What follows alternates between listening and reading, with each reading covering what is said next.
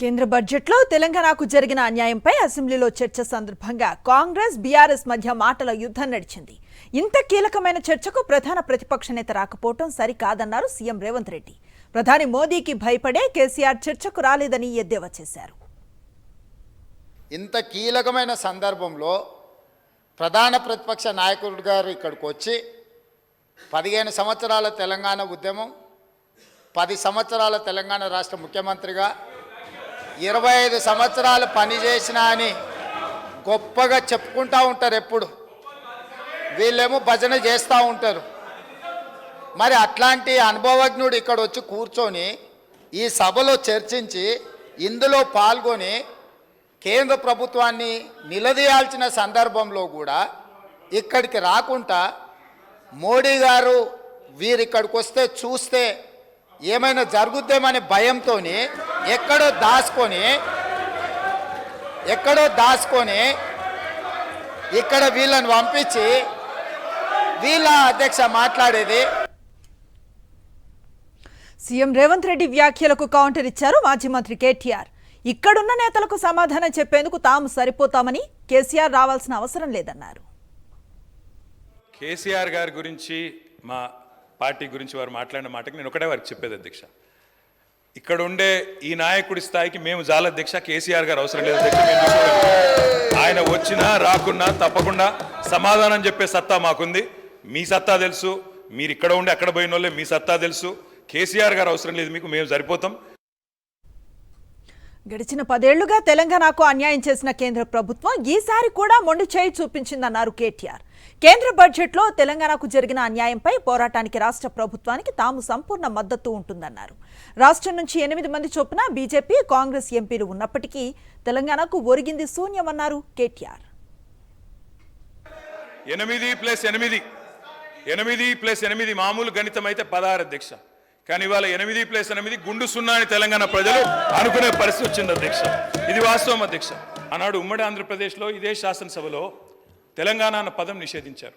ఈరోజు అధ్యక్ష పార్లమెంట్లో తెలంగాణ అన్న పదం లేదు అంటే దానికి కారణం ఒక్కటే అధ్యక్ష, అక్కడ బీఆర్ఎస్ లేకపోవడమే కారణం తప్ప ఇంకోటి కానే కాదు.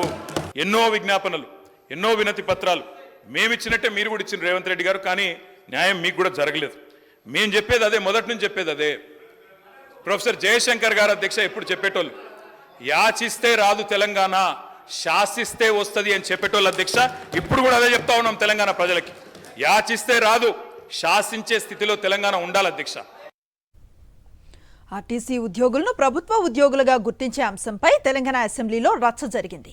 క్వశ్చన్ అవర్లో మాజీ మంత్రి హరీష్ రావు అడిగిన ప్రశ్నకు మంత్రి పొన్నం ఇచ్చిన సమాధానంతో సంతృప్తి చెందలేదు. దీంతో కాసేపు అధికార ప్రతిపక్షాల మధ్య మాటల యుద్ధం జరిగింది. సూటిగా సమాధానం చెప్పకుండా డొంక తిరుగుడుగా వ్యవహరిస్తోందని మండిపడ్డారు హరీష్ రావు. ఈ అపాయింటెడ్ డేట్ను ప్రకటిస్తారు. ఏ రోజు నుంచి ఆర్టీసీ ఉద్యోగులను ప్రభుత్వ ఉద్యోగులుగా గుర్తిస్తారు? పరిశీలనలో ఉంది, చూస్తాం చేస్తామని కాలయాపన చేయడం కాదు. ఒక ఖచ్చితమైన తేదీని ఈ సభ ద్వారా ఆర్టీసీ కార్మికులకు చెప్పాలని మీ ద్వారా గౌరవ మంత్రి గారిని కోరుతా ఉన్నా.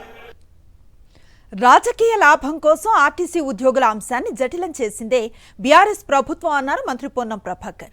50 రోజుల పాటు ఉద్యోగులు సమ్మె చేసినా పట్టించుకొని బీఆర్ఎస్ కు ఆర్టీసీపై మాట్లాడే అర్హత లేదన్నారు.